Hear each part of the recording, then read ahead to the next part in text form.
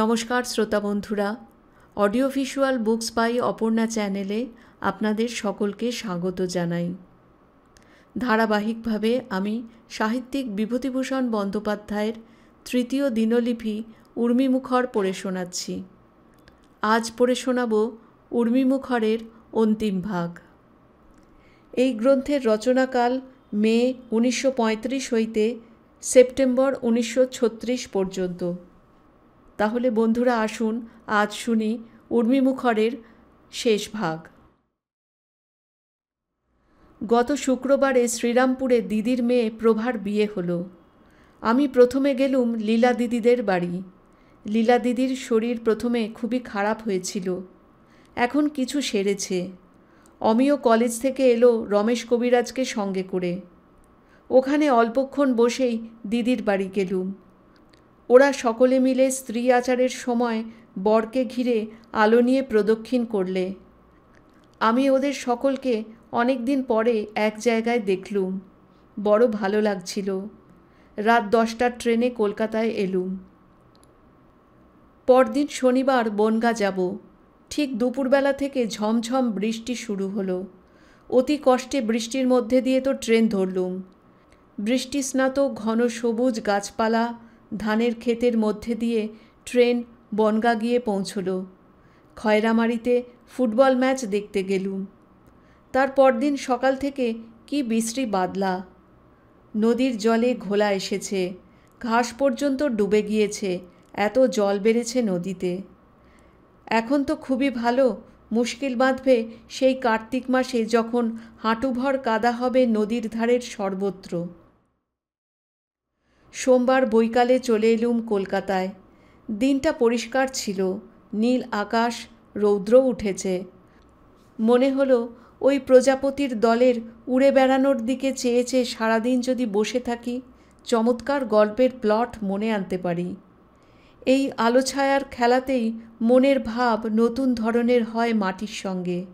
প্রস্ফুটিত ভায়োলেট রঙের বনকলমি ফুলের শোভা বৃষ্টি ধোয়া নীল আকাশের রূপে। আজ স্কুলের ছাদ থেকে দুপুরের চনমনে রোদে দূর আকাশের দিকে চেয়ে রবীন্দ্রনাথের গানটি মনে পড়ল।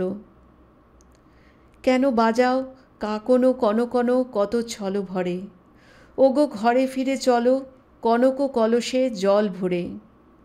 এই গানের ছত্র দুটির সঙ্গে আমার 18 বৎসর পূর্বেকার প্রথম যৌবনের জীবনের একটা ঘনিষ্ঠ সম্পর্ক আছে। চেয়ে চেয়ে মনে হলো বর্ষা সতেজ সবুজ গাছপালা বনঝোপে ঘেরা কোনো একটি নিভৃত পল্লী ভবনে তারা এখনও সব কিশোরী রয়ে গিয়েছে কত বৎসর আগের সেই এক প্রথম শরতের দিনগুলির মতো। কোথায় যে তারা ছায়াছবির মতো মিলিয়ে গিয়েছে, রজনীর মধ্যযামে শুক্লা চতুর্থীর চাঁদ যেমন মিলিয়ে যায়, একথা ভুলেই গেলুম ক্ষণকালের জন্যে। পেট্রার্কের সম্বন্ধে যে কথা হয়েছে বড় সত্যি সে কথা। Know that for a lofty soul death is but a release from prison, that she frightens only those who look for their whole happiness in this poor earth, ইত্যাদি। প্রায় 6 বছর পরে আবার রামরাজাতলায় গিয়েছিলুম রামরাজা ঠাকুরের ভাসান দেখতে। ননীদের বাড়ি গিয়ে উঠলুম। যতু খুব খুশি হলো। যতুর মাকে দেখলুম আজ বহুকাল পরে। অনেক সব পুরনো কথা হলো। সাঁতরাগাছি গ্রাম সম্বন্ধে ননী এমন সব গল্প করলে যাতে জায়গাটার ওপরে আমার আর কোনো শ্রদ্ধা রইল না। একজন লোকের স্ত্রী একটু পাগল মতো। সে লোকটা নাকি তার স্ত্রীকে প্রায় এমন মারে যে 2-3 দিন বেচারি আর উঠতে পারে না। অথচ সেই লোকটি এখানে নাকি একজন সমাজপতি। কলকাতার এত কাছে, অথচ কালচার বলে কোনো জিনিস নেই এখানে। লোকে বোঝে 10টায় খেয়ে আপিসে ছোটা, আর রবিবার দিন ভালো করে বাজার করে দুপুরে ঠেসে খাওয়া। গ্রামটাও অত্যন্ত নোংরা। চারিদিকে খোলা ড্রেন, জঞ্জাল, দুর্গন্ধ, নোংরা জল গড়িয়ে চলেছে রাস্তার পাশ দিয়ে। আমি যতক্ষণ ছিলাম দম বন্ধ হওয়ার উপক্রম হয় আর কি। রামরাজার মিছিল বার হওয়ার আগে আমি আর ননি দুজনে পথের ধারে একখানা গরুর গাড়ির ওপর গিয়ে বসলুম। প্রথমে বাকসারা ও বেতারের নবনারী কুঞ্জের বেরুলো, সঙ্গে অনেক সং, কাগজের এরোপ্লেন, রাক্ষসী ইত্যাদি। পিছনে এলো রামরাজার মিছিল। শেষের মিছিলটাই বড়, কিন্তু এমন কিছু দেখবার কি আছে বুঝলুম না। রাস্তার দুপাশে, ছাদে, বারান্দায়, পথের ধারে হাজার হাজার মেয়ে মানুষের ভিড়। এ মেয়েদেরই দেখবার জিনিস। ওরা আজ এখানে আসে রামরাজা তলায় সিঁদুর দিতে ও মিছিল দেখতে। সব মেয়েরই কপালে অনেকটা করে সিঁদুর লেপা। ভিড়ের মধ্যে আমাদের গাঁয়ের কিশোরী কাকার ছেলে সন্তোষ আর জীবনের সঙ্গে দেখা হলো। সন্ধ্যার সময় আবার ননীদের বাড়ি ফিরে এসে চা খেলুম। আজ ৩২শে শ্রাবণ বলেই মনটা মাঝে মাঝে অনেক দূরে চলে যাচ্ছিল। অনেক দিন আগেকার এই সন্ধ্যা গধূলির একটা ছবি পরপর আমার মনে আসছিল। যতু দেখলুম মনে করে রেখেছে। সে ননীকে বললে, কোন গানটা গাওয়া যেত না বিভূতির সামনে, মনে আছে? ননীরও মনে আছে। সে বলল, জানি। সে মুখ কেন অহরহ মনে পড়ে এই গানটা। আমি হাসলুম। এরা বেশ লোক। আমার জীবনের কতদিন আগেকার কথা এরা কেন মনে রেখেছে, কি দরকার এদের? বিশেষ করে যতু মেয়েটি বড় ভালো, এত স্নেহশীলা। সন্ধ্যার পরে চলে এলুম। বাসে ভয়ানক ভিড়। মল্লিকের ফটক বন্ধ। বাস ঘুরে এলো জামতলা দিয়ে। সারাদিন পরে কলকাতার মুক্ত হাওয়ায় এসে এখন বাঁচলুম। যতু বারবার বললে, আজ রাতটা থেকে যান না, পাঁপড় ভাজবো এখন। আমার থাকবার জো নেই, লেখা আছে। বললুম, আর একটা দিন এসে রাত্রে থাকব। স্পেনের বিদ্রোহ কি ভীষণ মূর্তি ধারণ করেছে। বারাজোজ শহর বিদ্রোহীরা অধিকার করেছে। রাস্তায় রাস্তায় ব্যারিকেড এবং প্রত্যেক ব্যারিকেডের গায়ে মৃতদেহ স্তূপাকার হয়ে আছে। আর স্ত্রীলোক ও বালক বালিকারা মৃতদেহের স্তূপ খুঁজে নিজেদের বাপ, ভাই, ছেলে, স্বামীর দেহ বার করতে ব্যস্ত। মানুষ এখনও কত আদিম যুগে পড়ে রয়েছে তা এই সব ঘটনা থেকে বোঝা যায়।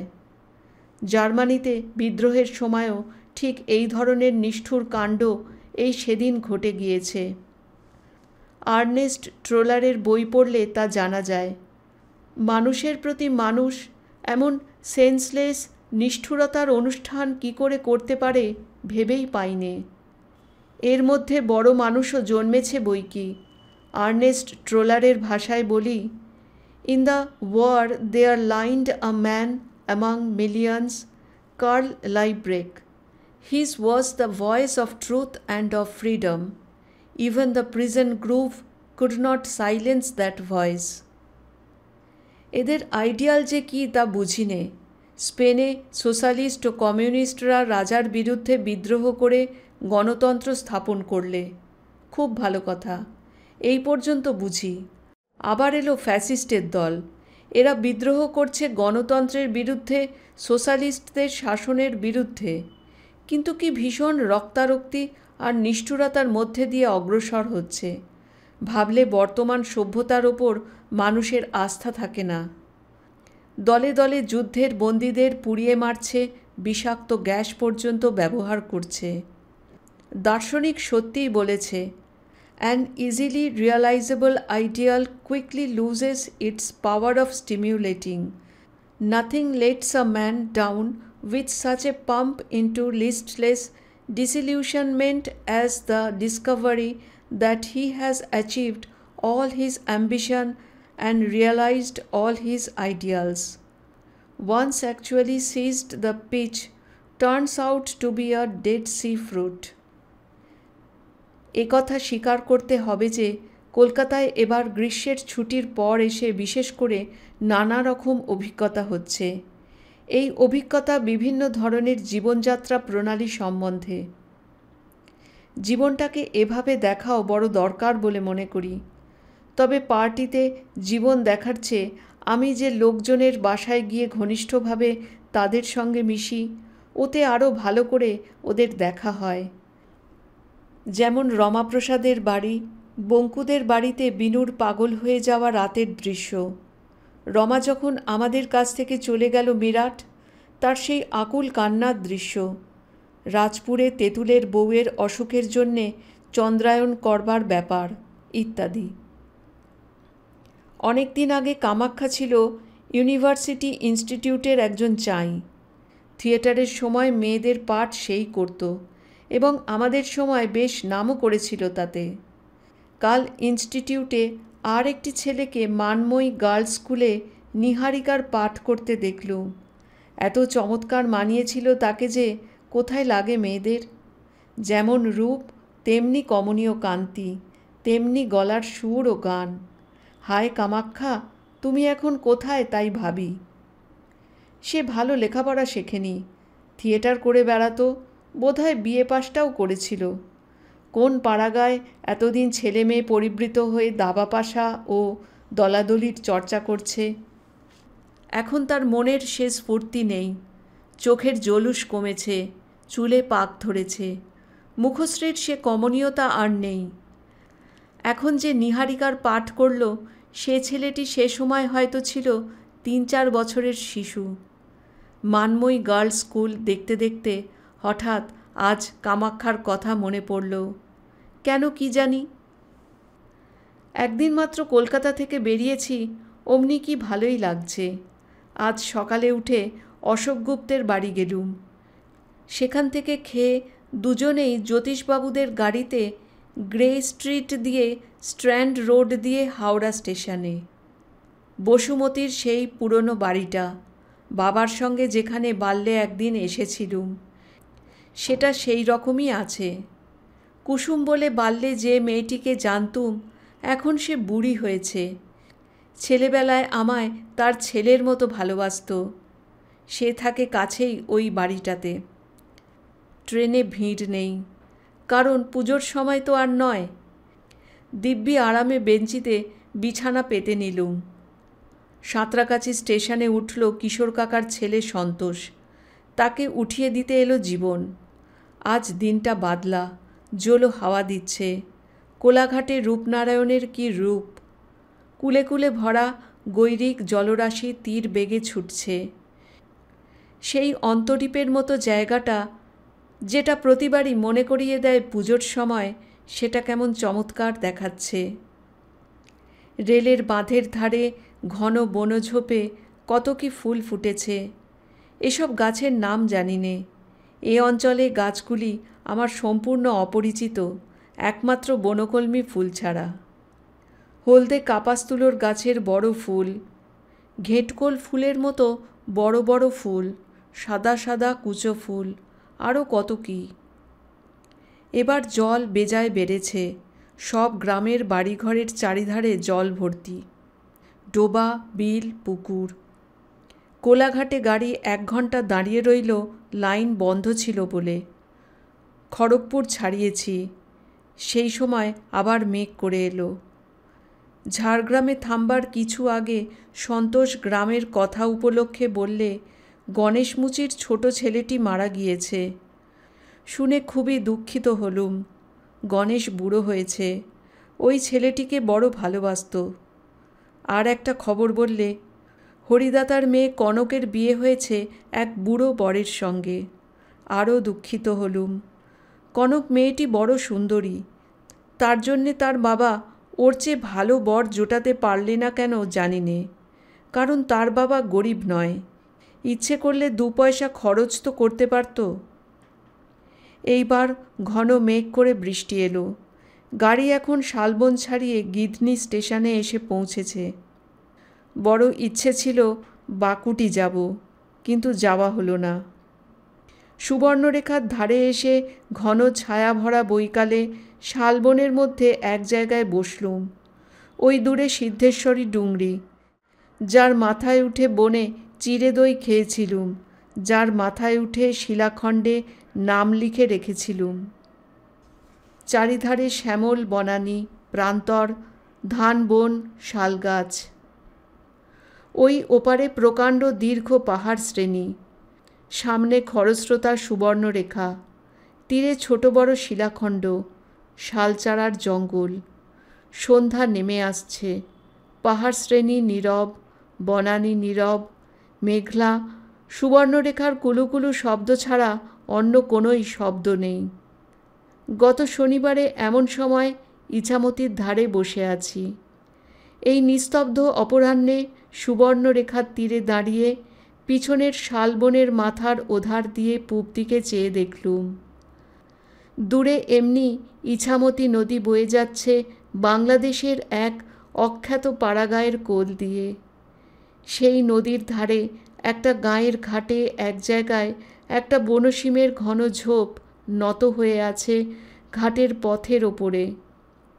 একটি মেয়ের ছবি সেই বনশিমের লতার ঝোপের তলায় চিরকাল অক্ষয় হয়ে আছে। ছবিটি মনে পড়তেই অপূর্ব আনন্দে ও মাধুর্যে এই সন্ধ্যা ভরে উঠল।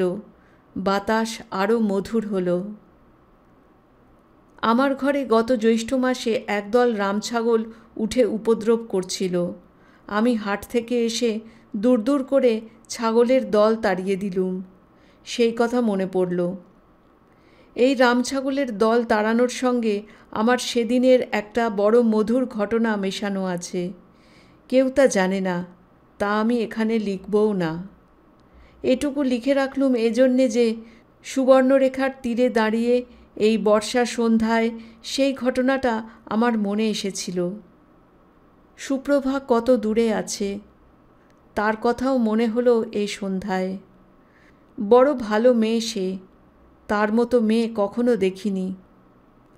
এই ডায়েরিটি শেষ হয়ে গেল। আমার জীবনে এই 1.5 বছর বড়ই আনন্দের, পরিপূর্ণ আনন্দের। নানা ঘটনার ঘাত প্রতিঘাত, কত নতুন বন্ধুলাভ, কত অভিজ্ঞতা, কত পুরনো বন্ধুদের সঙ্গে আলাপ হলো বহুদিন পরে এই 1.5 বছরের মধ্যে। এই 1936 সালে, যেমন মণিকুন্তলা তার মধ্যে একজন। ভগবানকে এজন্যে ধন্যবাদ জানাই। কত কি পেলুম এই 1.5 বছরে, সব কথা ডায়েরিতে লেখা যায় না। যা এখানে লিখলুম না তা রইল আমার মনের গভীর গোপন তলে। কর্মহীন অবকাশ মুহূর্তে তাদের চিন্তা আমায় আনন্দ দেবে। কত জায়গায় বসেই কত ডায়েরি লিখলুম। ভাগলপুরে, ইসমাইলপুর দিয়ারায়, আজমাবাদ কাছারিতে, কাশীতে, রাখা মাইন্সে, নাগপুরে, কলকাতায়। সাহিত্যিক বিভূতিভূষণ বন্দ্যোপাধ্যায়ের 3য় দিনলিপি উর্মিমুখরের পাঠ এখানেই শেষ হলো।